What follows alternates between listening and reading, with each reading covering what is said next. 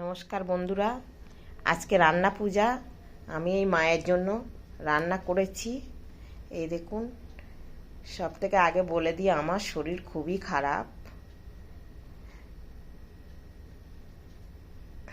মায়ের জন্য আমি যতটুকু পেরেছি খুশি হয়ে করেছি। অনেকে অনেক কিছুই করে।